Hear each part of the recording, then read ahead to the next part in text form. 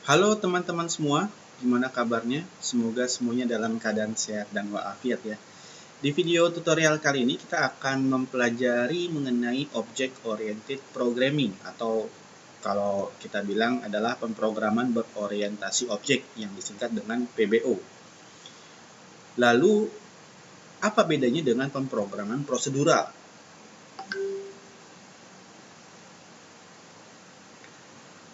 Nah, pemrograman prosedural adalah tentang bagaimana kita menulis prosedur atau metode yang melakukan operasi pada data. Sedangkan PBO ini sendiri adalah tentang bagaimana membuat objek yang berisi data dan metode. Pemrograman berorientasi objek sendiri memiliki beberapa keunggulan dibandingkan dengan pemrograman prosedural. Yang pertama adalah OOP lebih cepat dan tentu lebih mudah untuk dieksekusi.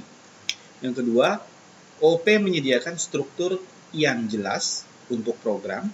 Yang ketiga, OOP membantu menjaga kode agar tetap dry. Dry di sini bukannya kering, tapi don't repeat yourself. Artinya apa? Artinya jangan menulis kode ulang. Kalau bahasa kitanya adalah jangan ngulang kode-kode yang udah pernah kita tulis gitu ya. Nah, jadi kita tuh tinggal hanya mengekstrak kode program yang telah kita buat untuk sebuah aplikasi yang pernah kita buat tentunya, lalu kita gunakan kembali pada aplikasi yang baru akan kita buat.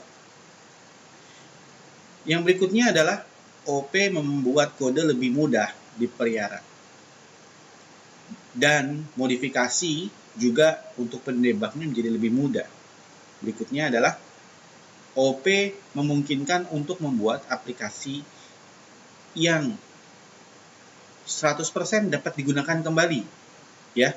Sehingga kita bisa menulis program di aplikasi yang baru lebih sedikit ketimbang kita harus nulis ulang seluruh kelas yang ada di dalam aplikasi yang baru. Seperti itu.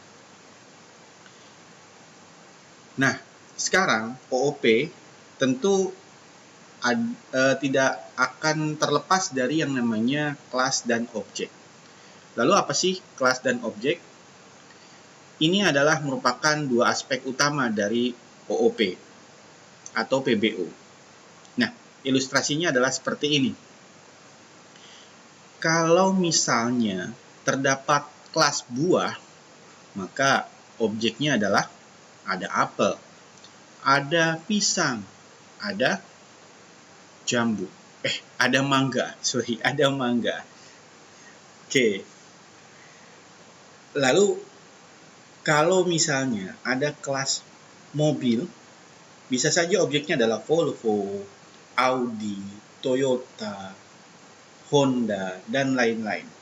Jadi kelas ini adalah template untuk objek, dan objek adalah keturunan dari kelas. Jadi ketika objek individu dibuat, mereka akan mewarisi semua variabel atau kita sebut juga dengan atribut nantinya dan metode dari sebuah kelas. Nah, sekarang kita akan membicarakan mengenai karakteristik dari OOP. Yang pertama, tentu ada kelas, ada objek, lalu ada encapsulation, inheritance, polymorphisme, abstraksi, dan ini adalah konsep dari OOP. Demikian materi yang bisa saya sampaikan. Terima kasih.